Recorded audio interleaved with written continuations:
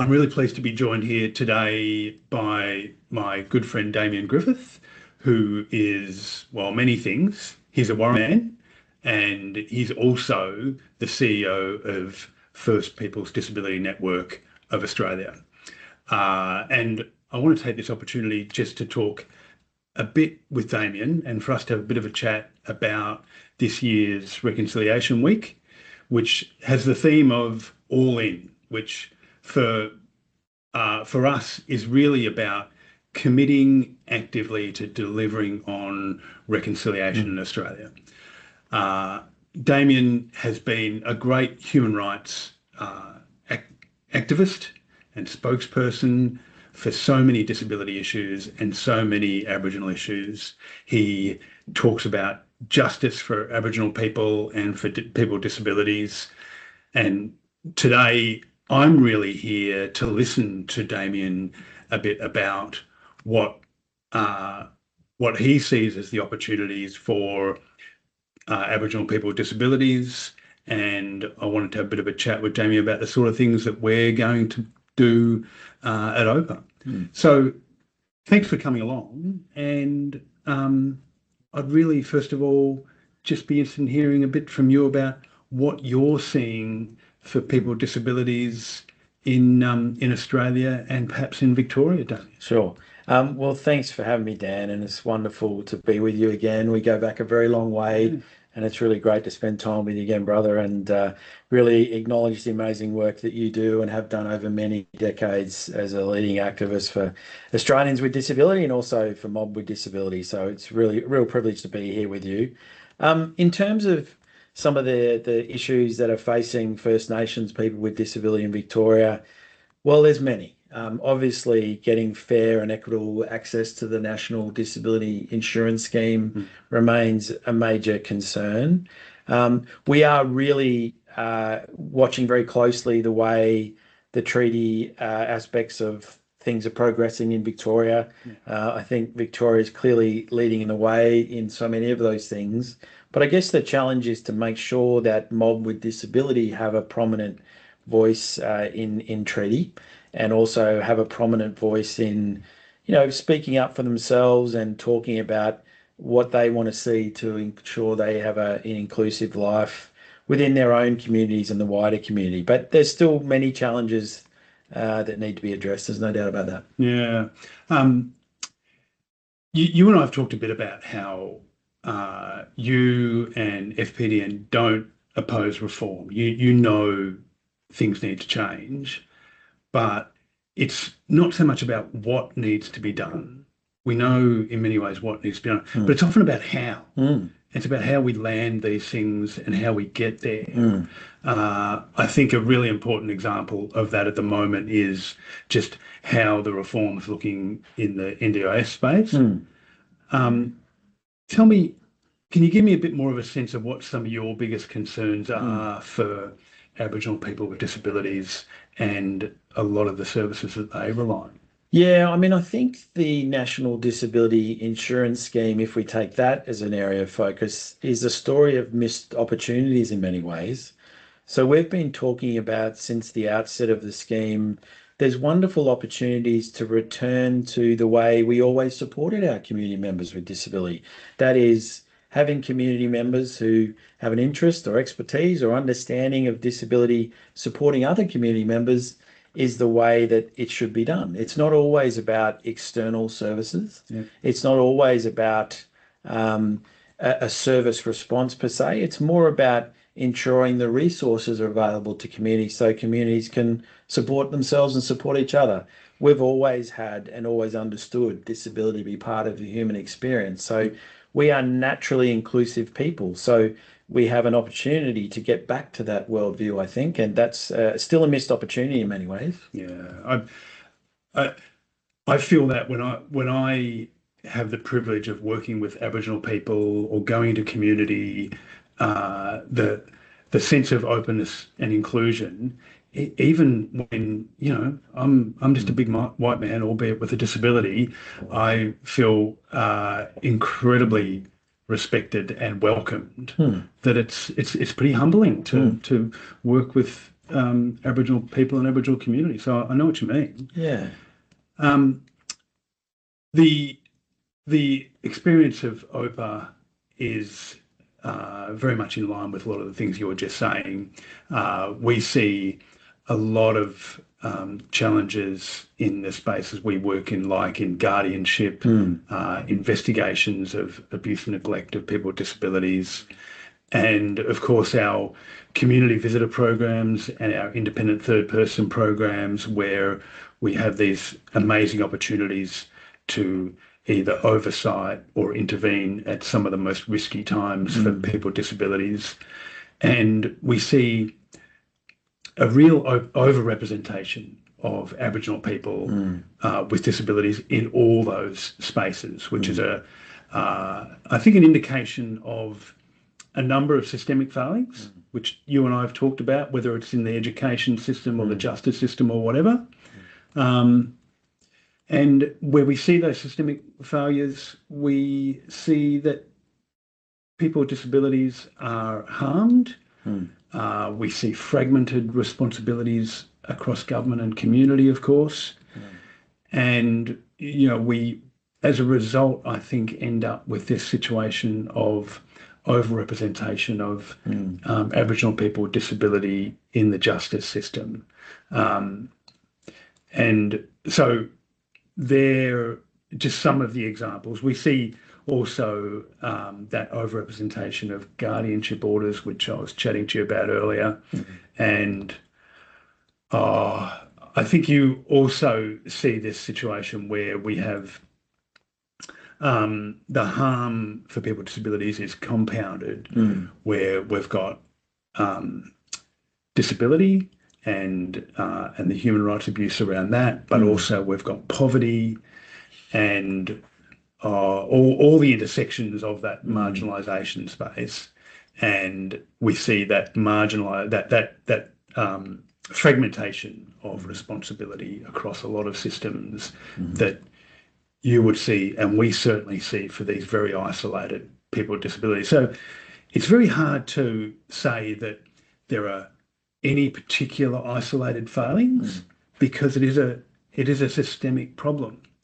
But it's showing that the system needs improvement and the systems need changing, and we really need to work together with community and with organisations like yours to do that truth telling, to help people understand the narrative. I'm really proud of the work that we did in this organisation called, with the report that we did that we call Foundations for Change, which I've talked to you a little bit about, and it showed that overrepresentation of people with disabilities in our numbers.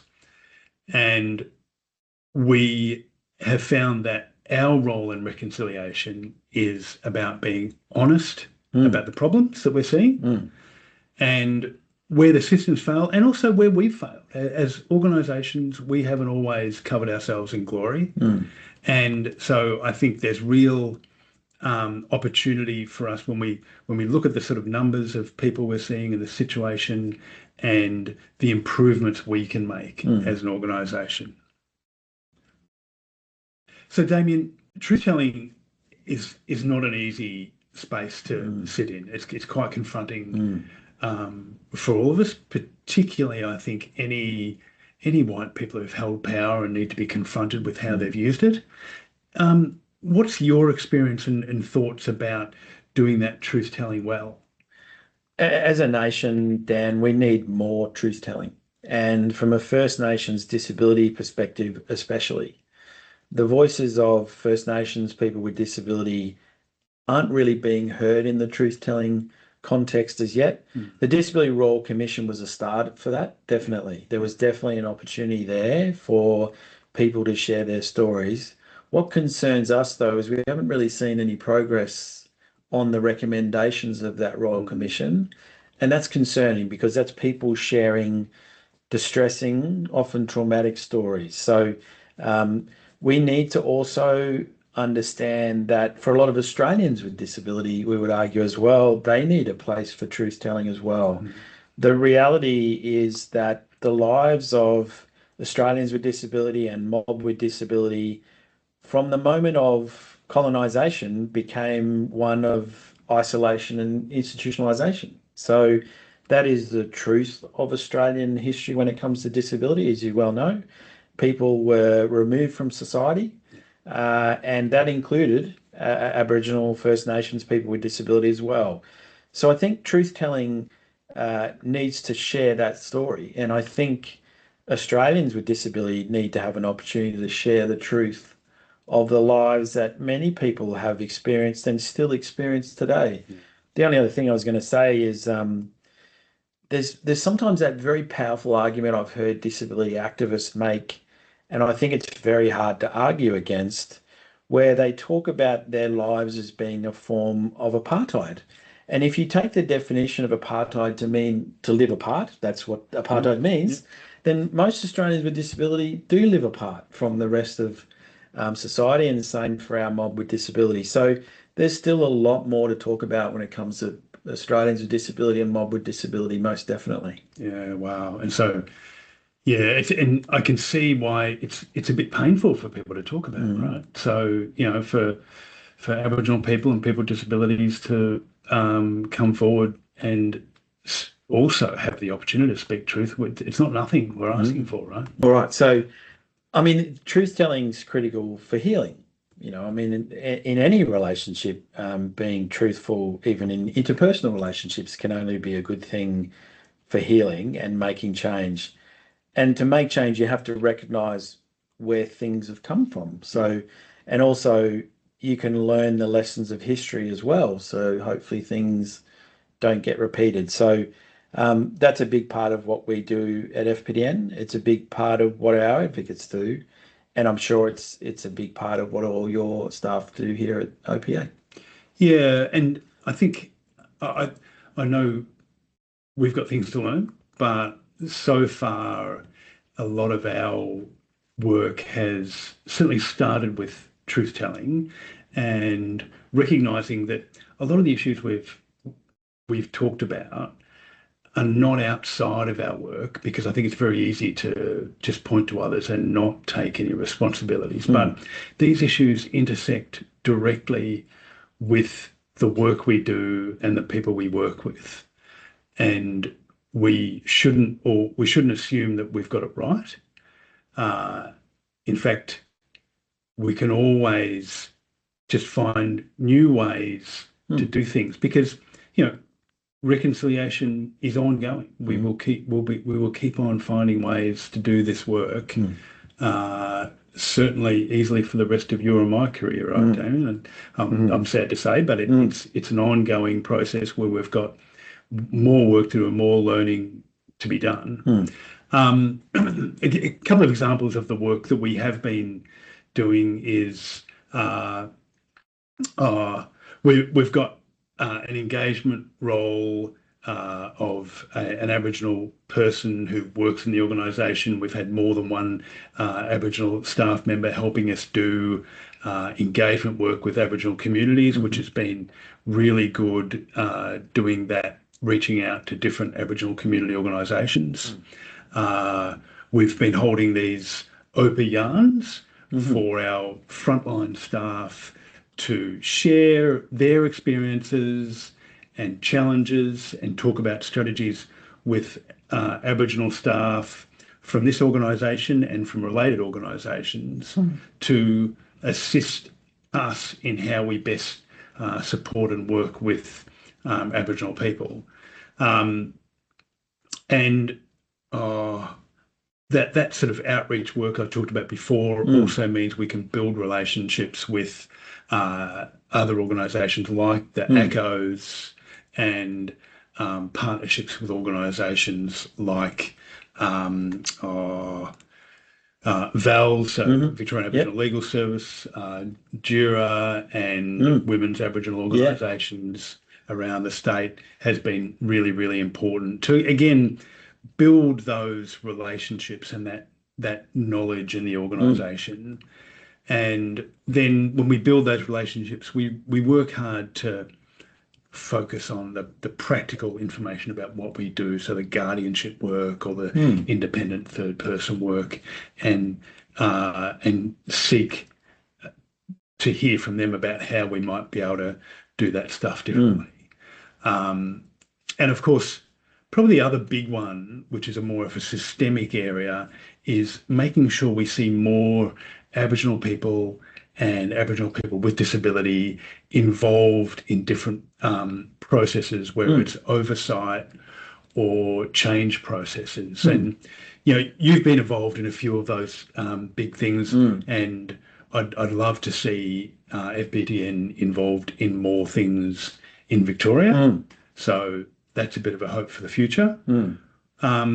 Any good systemic change processes that the organisation's been involved in from your experience? Yeah, I mean, we're really anxious to see the investment in an Aboriginal disability network here in Victoria, a very formal one. So I've been coming down here for probably 20 years, and there are a number of leaders with disability, mob with disability across the state who are powerful advocates, and we need to formalise an organisation around them so that they can have a strong voice with all sorts of different organisations and structures here in Victoria. So the leaders are here. It's about giving them the opportunity to give voice to the work they do. Obviously, the work that you've been doing with a number of those organisations you mentioned is critical to realising I think we need to. I mean, the other thing I would totally agree with is your concerted outreach approach is completely the way to do business. So getting out and about in the community, hearing from mob with disability in the places in which they live is critical for getting a proper understanding of what supports people need. So one of the advantages of Victoria, of course, is relatively small state geographically. So getting around the state is so much more possible and viable. And hearing the stories from people living in regional parts of the state are vital as well. You do have more remote parts of the state as well, and making sure that those voices are heard, because we know only too well the experience between, you know, for a person with disability in Melbourne may be very different to someone in Mildura, for example, or Deer or somewhere like that. So there's a real need to continue to do outreach work. We want to see more investment by the Victorian government to help get the voice for mob with disability here going. They're already wonderful leaders here, like I said, but it's about giving them the opportunity to have a formal structure around them to do that. Yeah, okay. That's really helpful to hear about. I want to ask you, like, there are a lot of good things going on, and I'd be interested in your view about some positive opportunities for the future, or a positive thought for the future about where you think things could go. My sort of one of the positive things that I see in our future here at OPA is that, and already, even before you were talking about building those networks, I really want to see us further embed our relationships with the different Aboriginal organisations, the ACOs and others around the state. And you're right, you know, maybe this city kid needs to leave Melbourne now and then to actually see what's going on a bit more in the rest of the state. It's pretty easy to get around Victoria, and I should make the most of that. So I take that on board. But I also am so pleased to sort of have people like yourself to call on when I need to dial a friend when I'm not sure what to do in this space. So that's also a positive for the future for me too. Any sort of further thoughts for you about? I mean, Victoria is clearly leading the way in the big picture treaty sense, and that's a wonderful thing. And I think the process there is lending itself to community members with disability to have a voice in that process. That can only be a positive thing. That's all part of healing and enables opportunities for people to move forward with their lives. But that's a critical component of making positive change in the lives of any First Nations person. I think an opportunity for mob with disability in Victoria to share the truth of their stories is really vital. There is a history of institutionalisation of mob with disability across Victoria and around the country for that matter. And some of the members of our organisation who grew up in institutions and disability institutions weren't even aware of their Aboriginality, which is kind of extraordinary when you think about it, because they are obviously Aboriginal people. So there's a trauma there that needs to be talked about. There's also needs to be truth telling in other fields, like you've touched on before, Dan. There needs to be truth telling between justice and First Nations and Aboriginal communities across Victoria. Many Aboriginal people with disability have a very, very negative experience of engaging with justice, with police, and that needs to be reformed. Not a lot of young people with disability, including mob with disability, don't have a great educational experience, as we know only too well. So there needs to be truth telling in that as well. There isn't always there's discrimination encountered by mob with disability when they access health services, sometimes, particularly mainstream health services. So there's a lot to talk about. And I think the fact that OPA is so open to having those discussions, well, that's how you make progress, is by having frank and honest and safe discussions about hard things. Yeah. Wow. Okay. Well, it's clear to me, even more so after this conversation, that if Aboriginal people with disability are unsafe or unheard, it says to me that the systems are ineffective, but also they're causing harm to Aboriginal people. And I'd just like to say that reconciliation means that we need to change those systems decisively and together. So beautiful. Thank you. Well said, brother. Good on you. Yeah, well said. Dan. Cheers. Good on you, mate. Cheers.